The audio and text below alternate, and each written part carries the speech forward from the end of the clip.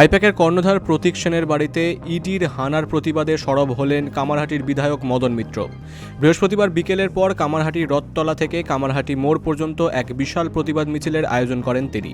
তৃণমূল কংগ্রেসের কর্মী সমর্থকদের উপস্থিতিতে এই মিছিল থেকে কেন্দ্রীয় তদন্তকারী সংস্থা ও বিজেপি সরকারের বিরুদ্ধে ক্ষোভ উগরে দেওয়া হয়।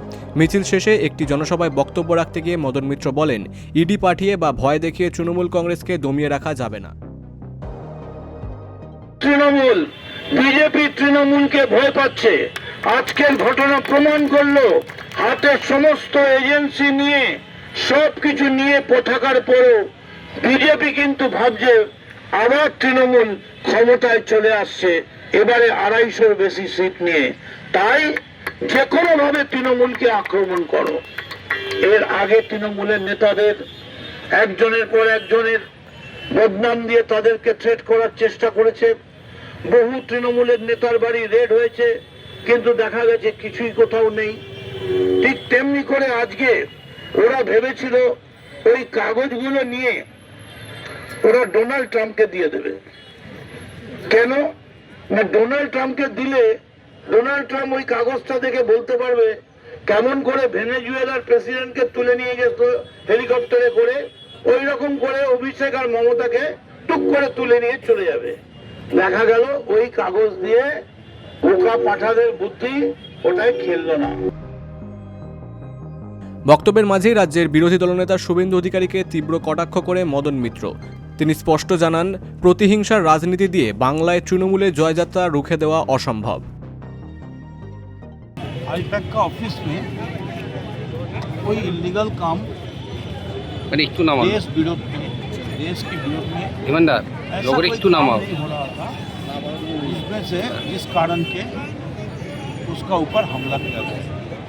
उधर में हमारा पार्टी का जो प्लानिंग है और हमारा पार्टी किस लाइन से चलेगा, हमारा पार्टी का वॉलंटियर लिस्ट, हमारा पार्टी का कहाँ कहाँ कौन प्रेसिडेंट है, हमारा लीडरशिप लिस्ट, और कैसे कैसे मिছিল जुलूस करने से हम लोग जनता को पास अच्छा से पहुंचेंगे, ये सब चर्चा चल रहा है। एकदम ठंडा हवा में ऐसा एक वर्गीय हमला, ये खाली अन्याय नहीं, ये षड्यंत्रात्मक है, अन्याय है। और ममता बनर्जी जो किए हैं ये तो करना चाहिए इस कानून के लिए। आप हमारा घर में घुस के हमारा पेपर आप क्यों नहीं? आप बोलिए हाँ ठीक है, हम लोग का विरोध में कोई तालिबानी प्रॉब्लम है, हम लोग का विरोध में कोई ब्लास्ट का कोई इल्ज़ाम है। Trinamool is a democratic party, वो डेमोक्रेटिक काम कर रहा था। हाँ, आप स्वीकार कीजिए कि हर जगह में, हर क्षेत्रों में आप हार मान रहे हैं।